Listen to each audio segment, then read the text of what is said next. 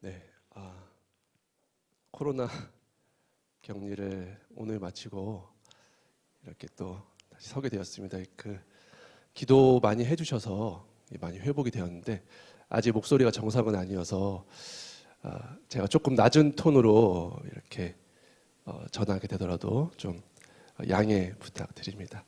오늘은 깨끗한 그릇이라는 제목으로 하나님의 말씀을 선포하겠습니다. 2022년이 이제 오늘을 제외하면 3일 남았습니다. 성도님들 한 해를 어떻게 정리하고 마무리하고 계신지, 또 새로운 한 해는 어떤 소망으로 어떤 꿈으로 맞이하고 계시는지 궁금합니다. 어떤 꿈, 어떤 계획을 세우고 계셔요? 예년 그랬던 것처럼 그냥 온 가족 건강하고 자녀와 가족들 잘 되고 오손도손 잘 살면 그것으로 만족하시겠습니까? 물론 이 모든 것들 다 좋은 것들이고 그렇게 되시길 바랍니다. 그런데 우리는 그리스도인이잖아요. 성도는 내 뜻과 내 생각이 아니라 누구의 뜻을 구하는 사람들이죠?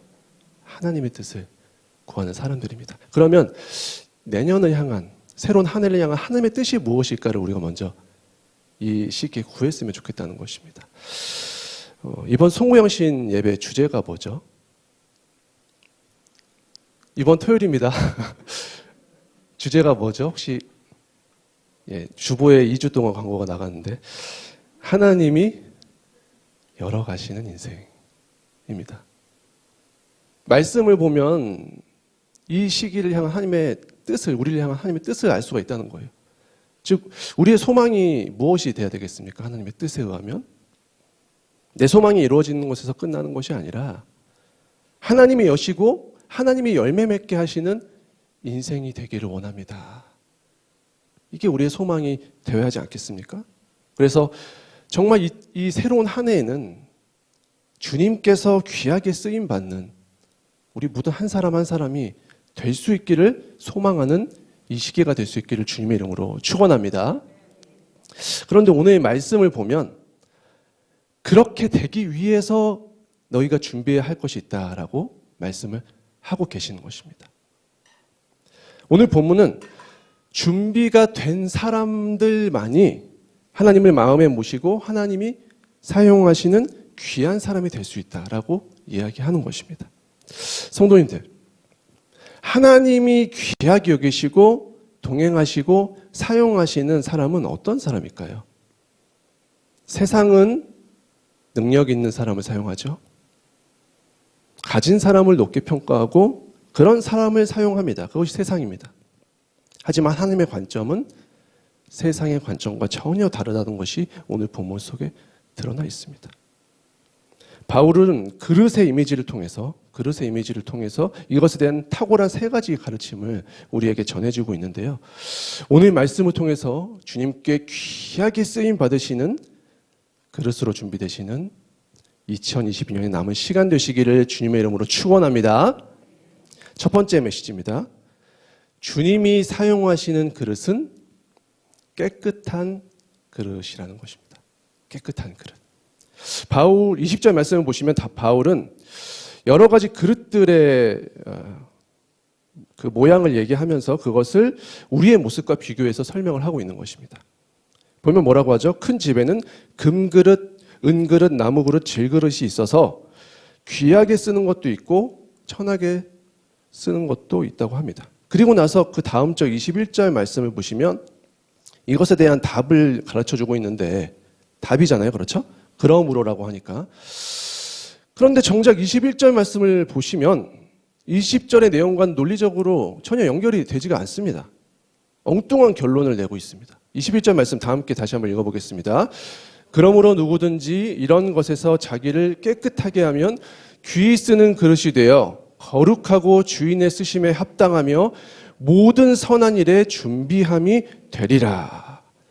성도님들, 이 두 개의 문장이 뭔가 좀 이상하지 않습니까? 논리적으로 맞지 않는 이야기를 하고 있거든요. 자, 상식적으로 금그릇, 은그릇, 나무그릇, 질그릇 이야기를 했습니다. 그러면 대답이 어떻게 나와야 되죠? 그릇의 재료 얘기를 했잖아요. 재료. 금, 은, 나무, 질그릇. 재료 얘기를 했으면 재료를 가지고 결론을 내야 맞는 거죠. 예를 들면 금그릇이 귀한 거고 질그릇은 천한 거야. 너희는 금그릇이 돼. 라든지 그렇게 얘기했다는 게 아니고 재료를 가지고 답을 얘기해야 되는데요. 왜 바울은 갑자기 깨끗한 그릇이라는 이야기를 하고 있냐는 것이죠. 왜였을까요? 바울은 의도적으로 이렇게 배치한 것입니다. 의도적으로 두 개의 모순된 문장을 연결시켜서 우리가 가지고 있던 세상의 가치, 그것을 깨부순과 동시에 하나님의 관점이 어디에 있는가를 강력하게 강조하고 있다는 것입니다. 성도님들, 우리를 금그릇, 은그릇, 나무그릇, 질그릇으로 나눈다면 그 기준은 무엇일까요? 우리가 가진 능력일까요? 재산일까요? 얼마나 많은 돈을 벌 수 있는지일까요? 뭘까요? 그 기준이 무엇이 될지는 고민을 해봐야겠지만 중요한 것은 무엇이냐? 우리가 이 네 개의 그릇을 생각할 때 세상의 가치와 기준을 생각했다는 것이죠. 그렇죠? 즉 금, 은, 나무, 질그릇은 세상이 우리에게 던지는 가치 기준의 상징이라는 것입니다. 세상은 이렇게 우리를 평가한다는 것입니다. 더 많은 능력, 인정, 명예와 권력을 가진 사람이 금그릇입니다. 그리고 아무런 능력과 인정도 받지 못해 소외된 사람을 질그릇이라고 하는 것이죠. 그리고 세상은 우리에게 말합니다. 할 수만 있으면 어떤 그릇이더라? 금그릇이더라 라고 하는 것입니다. 나는 은이고 나는 나무인데 연금술을 써서라도 금으로 만들라는 것입니다. 그래야 행복해진다고 주장합니다. 그것이 세상입니다. 그래서 금그릇만이 가치 있고 금그릇만이 행복한 인생이라고 얘기합니다. 그래서 한때 모 개그맨이 유행시킨 말이 있었습니다. 몇 등만 기억하는 더러운 세상? 1등만 기억하는 더러운 세상. 우스갯소리지만 우리가 사는 세상의 가치를 이것보다 더 적나라하게 보여주는 유행어가 없는 것 같습니다.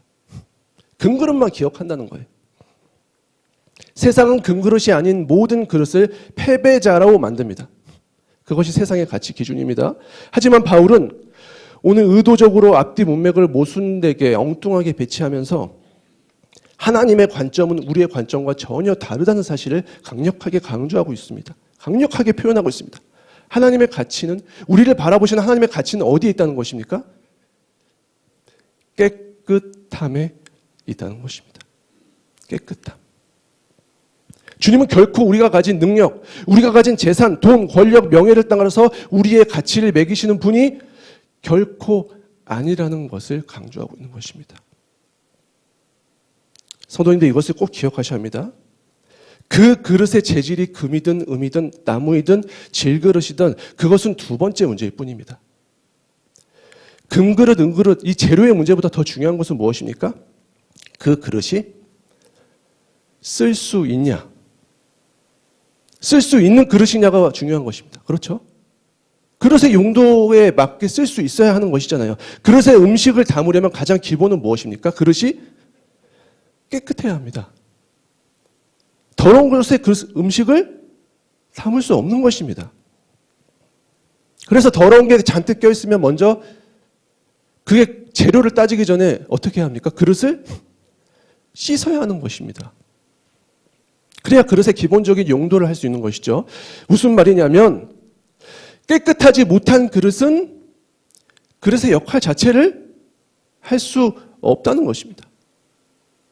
그것이 설사 금 아니고 다이아몬드 그릇이라고 해도 깨끗하지 않으면 아무 소용이 없는 것입니다. 하나님의 관점에서는요.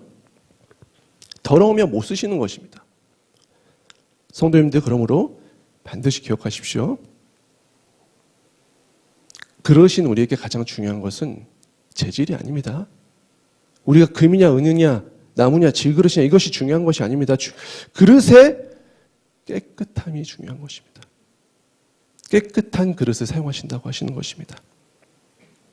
그래서 성경을 보면 주님은 질그릇과 같은 사람을 들어서 귀하게 사용하시고 높이시는 것을 즐기시는 것입니다. 성도님들 혹시 나는 너무 능력이 없어. 난 너무 가진 것도 없어. 난 질그릇 같은 사람이야. 그래서 안 된다고 생각하십니까? 세상은 안 된다고 말할지 모르나 하나님은 다르게 말씀하신다는 것을 기억하십시오. 하나님이 원하시는 그릇은 금그릇이 아닙니다. 깨끗한 그릇입니다. 그런데 이렇게 이야기를 하면 이렇게 대답을 하시는 분들이 청년들 중에 좀 많이 있었는데요. 목사님, 그럼 저는 깨끗한 금그릇 될래요. 깨끗한 금그릇. 좋습니다. 깨끗한 금그릇 되면 금상첨화겠죠. 할 수 있으시다면 꼭 그렇게 하시기를 축복합니다. 능력도 있고 재물도 있고 지혜도 있고 내가 가진 것도 많은데 하나님도 잘 섬기는 사람, 정말 최고의 성도 아닐 수 없겠습니다.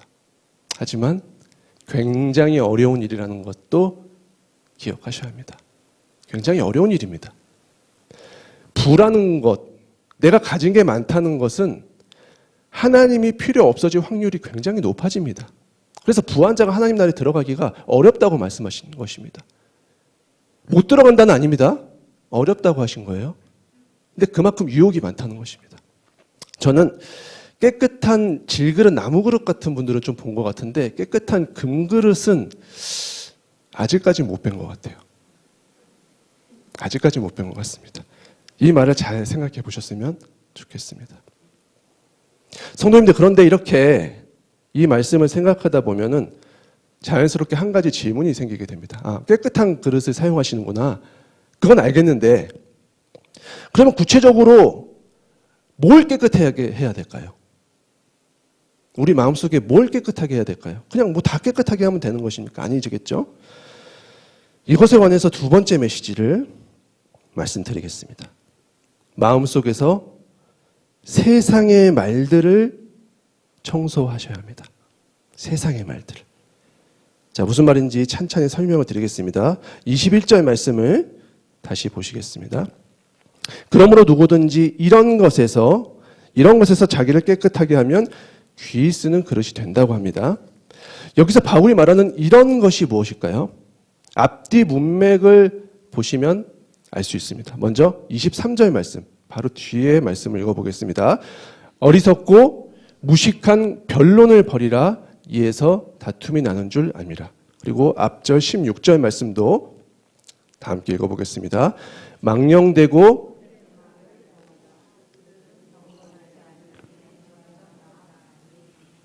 네. 바울이 이렇게 오늘 말씀의 앞뒤에서 뭘 버리라고 강조하고 있습니까? 어리석고 무식한 변론, 그리고 망령되고 헛된 말을 버리라고 합니다.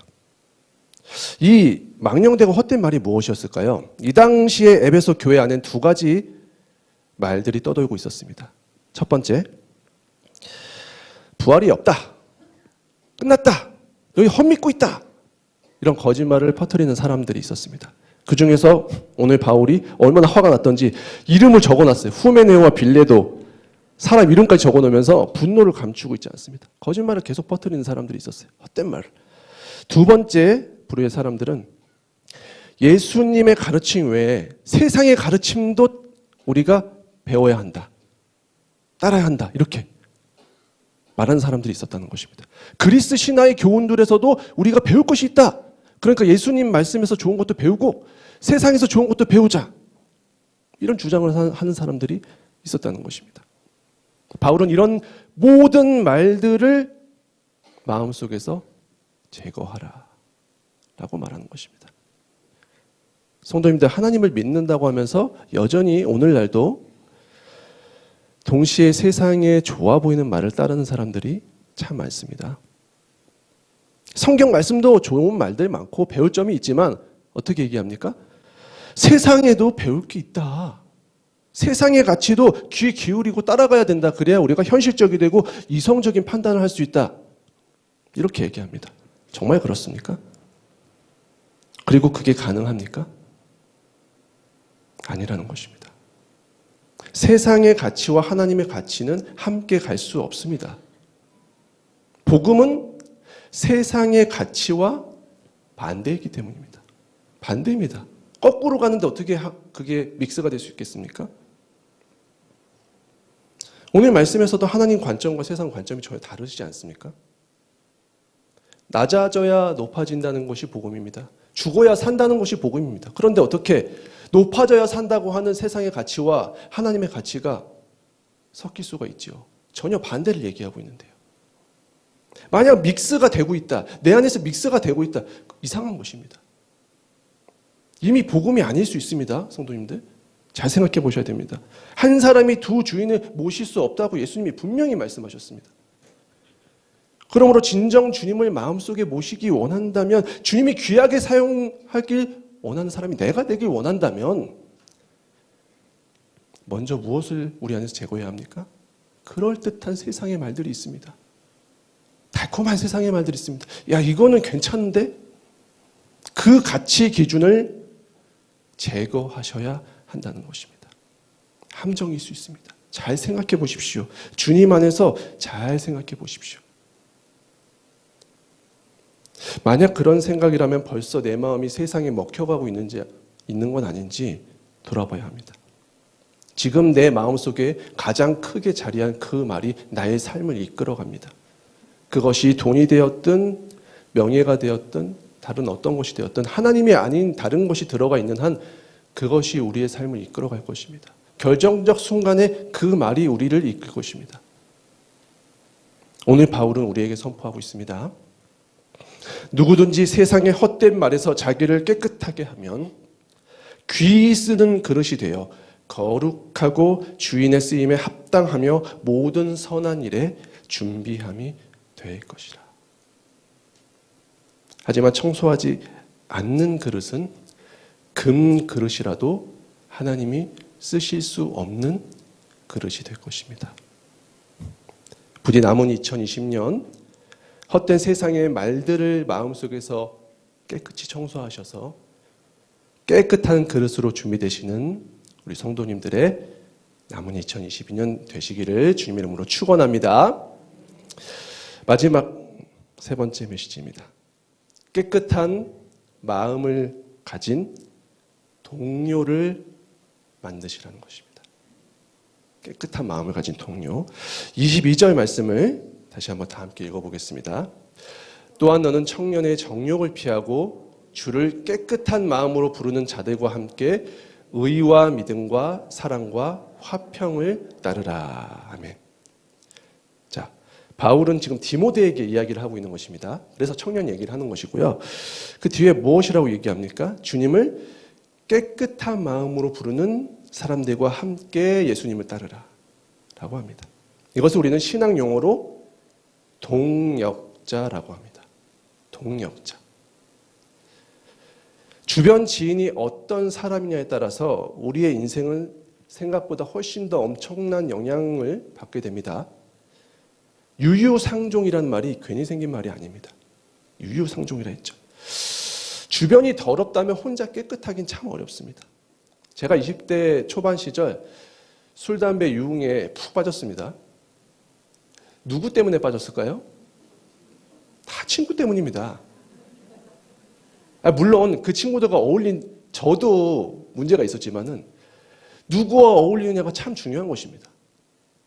어린 시절 죄를 지어서 소년원이나 감옥 생활을 한번 경험하게 된 사람은 오히려 출소 후에 유사 범죄를 저지를 확률이 더 높다는 통계 결과가 있습니다. 아니, 상식적으로 생각하면 감옥에서 그렇게 고생을 하고 나왔으면 그 잘못 때문에 더 이상 죄를 저지르지 않으려고 해야 정상적일 것 같은데 왜 이런 아이러니한 현상이 일어날까요? 그만큼 환경이 중요하다는 것입니다. 누구를 만나고 있느냐가 중요하다는 것입니다. 감옥에서 만난 관계들이, 소년원에서 만난 관계들이 오히려 나쁜 영향력을 행사했다는 것이죠. 그러므로 다가오는 새해에 내 곁에 둘 사람들을 다르게 바라보셔야 할 줄로 믿습니다. 그냥 나하고 친한 사람, 나한테 뭔가 콩고물을 떨어뜨려 줄 것 같은 사람, 이제 그런 사람 마시고 어떤 사람이요? 주님을 깨끗한 마음으로 섬기는 사람을 곁에 두시기 바랍니다. 지금부터 그런 믿음의 사람 주시라고 기도를 시작하셨으면 좋겠습니다. 그런데 그런 동역자를 얻으려면 사실 가장 먼저 노력해야 되는 게 뭐냐면 내가 그런 사람이 돼야 됩니다. 유효상종이에요. 내가 그리스도의 향기를 풍기는 사람이 돼야 그런 향기를 내는 사람, 그런 유의 사람들이 자연스럽게 내 곁에 모이게 되는 것이죠. 도둑은 도둑을 알아보는 법입니다. 숨길 수 없습니다. 어둠을 더 사랑하는 사람은 본능적으로 빛을 피해서 어둠으로 모이고요. 거기서 같은 무리의 사람을 만나게 되는 것입니다. 그러므로 우리 모두가 먼저 깨끗하게 준비된 사람 되기를 원합니다. 서로에게 그런 사람이 되어 주었으면 좋겠습니다. 그런데 참 그런 한 사람을 만나기가 어려운 것 같습니다. 정말 깨끗한 마음으로 주님을 섬기는 사람, 정말 온 마음 다해 주님께 기도하는 사람, 그런 그리스도의 향기를 내뿜는 사람 찾기가 점점 어려워지는 현실이 참 안타까운데 우리가 먼저 그 한 사람 한 사람이 되어준다면 아름다운 깨끗한 마음으로 주님을 바라보는 주의 공동체가 2023년 풍성하게 열매 맺지 않을까, 그런 소망을 오늘 말씀 안에서 가져봅니다. 부디 2023년에는 그런 신앙의 동역자들이 주변에 많이 생겨나시기를 축복합니다. 그리고 서로에게 그런 믿음의 동역자 되어주시기를 결단하시기를 또한 축복합니다. 오늘 말씀 메시지를 정리하고 마치겠습니다. 첫째, 하나님이 사용하시는 그릇, 깨끗한 그릇입니다. 둘째, 세상의 말을 깨끗이 청소하셔서 깨끗한 마음을 준비하십시오. 마지막 셋째, 깨끗한 마음을 가진 하나님의 사람을 동료로 삼으십시오. 2023년 이 세 가지 말씀으로 깨끗한 그릇으로 준비되셔서 주님과 함께 하나님의 나라를 담대히 이루어가는 복된 말씀의 공동체, 신앙의 공동체 되실 수 있기를 주님의 이름으로 간절히 축원합니다.